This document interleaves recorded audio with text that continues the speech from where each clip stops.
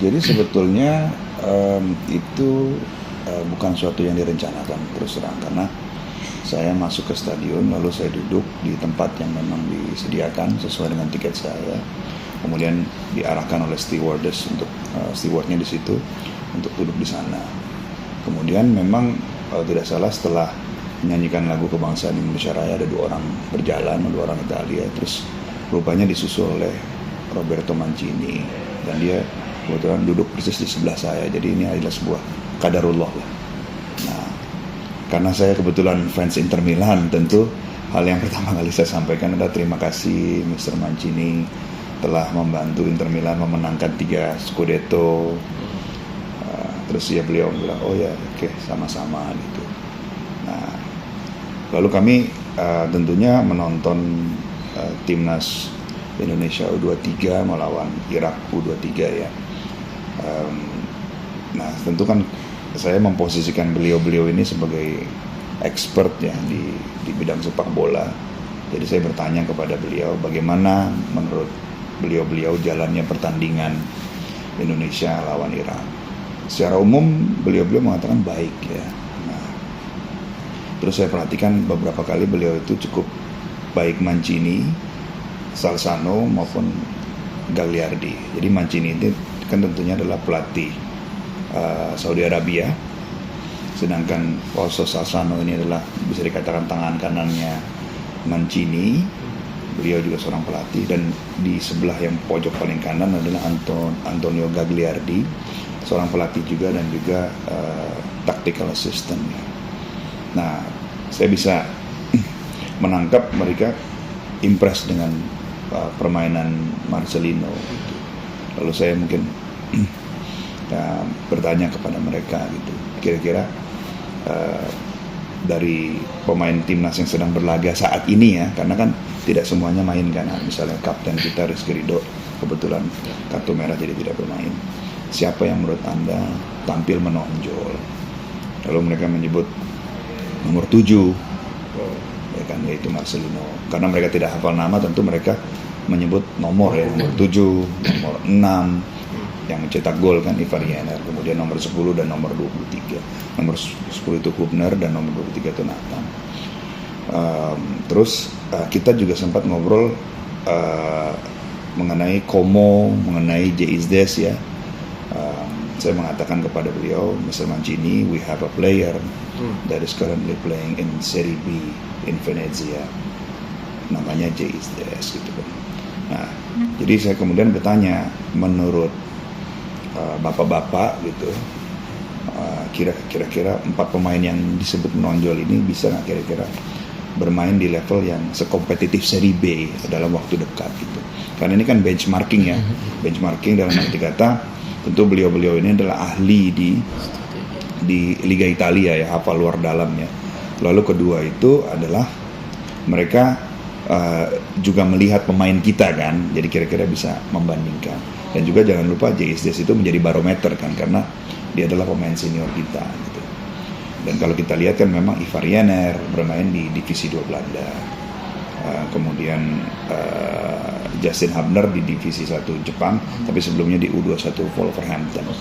Kemudian Nathan Echoi main di Heerenveen ya, walaupun mungkin belum starter ya, belum konsisten jadi starter. Dan keempat adalah Marcelino yang bermain di divisi 2 Belgia. Jadi makanya saya menggunakan seri B sebagai anchor gitu. Mungkin kalau seri A agak ketinggian ya secara logika. Nah di situ saya juga cukup bahagia gitu mendengar bahwa mereka berpendapat bisa, terutama Salzano ya. Salzano itu yang lebih aktif berkomunikasi, sedangkan Mr. Mancini itu mengamini. Nah, lalu di situ saya pun ya ditanya gitu oleh Salzano, number 7 what is his name again? Marcelino. Jadi dia kemudian dia menulis di kertas 7 Marcelino, mungkin dia spellingnya tahu ya. Terus dia bertanya kepada saya, boleh bantu saya dengan nama-nama yang lain gitu kan. Oke, namanya siapa aja? Nomor 6 Ivar Jenner saya tulis. Makanya itu kan ada yang bertanya kepada saya, kok tulisannya beda gitu ya. Nah, jadi memang nomor 6, nomor 10, nomor 23 saya yang tulis. Kemudian saya juga salah spelling juga tuh Nathan Echo itu. Ini mana ya? Ntar, saya cek dulu deh. Biar nggak salah spelling. Berarti yang ditulis cuma nama Marcelino sendiri? Iya awalnya kan, ya tapi kan mereka bilang ada 4 gitu. Terus saya bilang yang mana lagi gitu. Nomor 10, nomor 6, nomor 23. Jadi seperti itu. Nah awalnya ini saya ingin menjadikan ini sebagai semacam motivasi untuk pemain secara pribadi ya. Setelah pertandingan, by the way, selamat ya bahwa performance kamu diapresiasi oleh Salzano, diamini oleh Mancini dan Gagliardi gitu kan ya. Namun beberapa hari setelah pertandingan, mungkin 1 hari setelahnya saya membaca kok sepertinya ada kondisi yang kurang ideal, ya kan. Sehingga saya berpikir, wah ini kayaknya moral sebagian pemain kita lagi down ini. Jadi saya berpikir mungkin ini ada kesempatan untuk meningkatkan moral mereka. Sekaligus termasuk juga untuk segenap tim, karena kenapa? Fakta bahwa kita sudah sampai di titik ini, ya, kita sudah memenuhi target kita. Timnas kita berprestasi dan juga para pemain kita diakui kehebatannya. Nah, dan fakta bahwa karena kita berhasil sampai kepada fase ini membuka berbagai macam peluang. Karena kenapa? Ketika kita hadir di misalnya perebutan juara 3 ataupun final, itu kita tidak tahu siapa yang akan duduk di bangku VIP dan VVIP. Boleh jadi itu owner club, talent scouting team, ataupun pelatih sekaliber Mancini sendiri dan timnya yang melihat menikmati pertandingan sekaligus mungkin mengevaluasi ataupun mencari-cari bakat dan lain sebagainya ya. Saya tidak tahu objektif beliau apa gitu. Nah, disitulah saya pikir ini kesempatan. Setelah saya berkonsultasi sama kawan-kawan saya,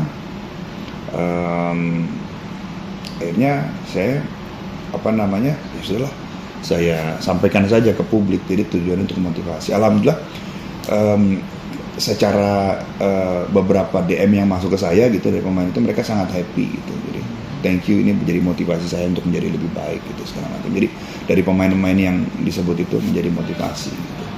Mungkin pertimbangan kan ini lihat post postingan yang agak terlambat nih ketika kejadiannya. Mungkin kan saya perlu tambahkan sebelum itu, sebetulnya Gagliardi saya juga baru sadar yang tactical assistant itu posting sebelum saya.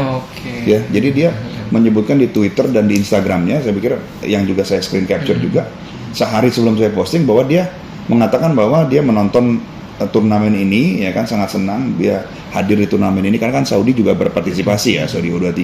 Ya tentu sebagai pelatih timnas senior Saudi dan tim kepelatihannya Mancini, dia kan juga hadir di berbagai macam matches karena ini kan terkait juga dengan kompetisi yang dialami oleh Saudi. Nah, dia mengatakan bahwa selain favorit pemain saya di U23 ini, selain pemain Saudi, adalah 3 pemain lain. Yang pertama kali disebut Marcelino, ya kan, terus kemudian ada pemain Jepang dan Ali Jassim ya. Nah, jadi berarti sebenarnya ini udah mengkonfirmasi apa yang saya sampaikan gitu. Mungkin tadi Pak pertimbangannya akhirnya memposting itu apa? Karena lihat situasi di dalam negeri atau karena apalah? Menurut saya ini adalah timnas kita harus bangga dengan timnas kita dan para pemain kita gitu ya. Adapun kekurangan, kita punya tim kepelatihan yang mumpuni yang bisa address kekurangan tersebut. Mungkin yang saya harapkan dari postingan saya itu menyemangati, memberikan rasa positif, situasi yang lebih kondusif sehingga mereka bisa main tanpa beban. Fakta bahwa mereka akan berhadapan dengan Guinea, satu langkah di Olimpiade, itu adalah satu capaian yang luar biasa. Nah, ketika ada mungkin permainan yang diharapkan, kok performansnya nggak begitu ini, saya harapkan pemain-pemain itu mendapatkan motivasi tambahan gitu. Jadi mereka bisa main tanpa tekanan, bisa mengekspresikan dirinya dan membuat kejutan yang luar biasa.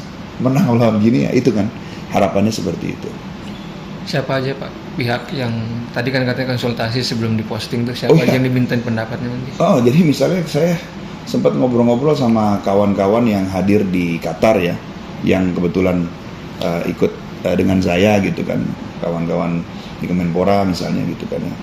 Apakah ini menurut kita akan meningkatkan imun gitu, dan juga ada kawan-kawan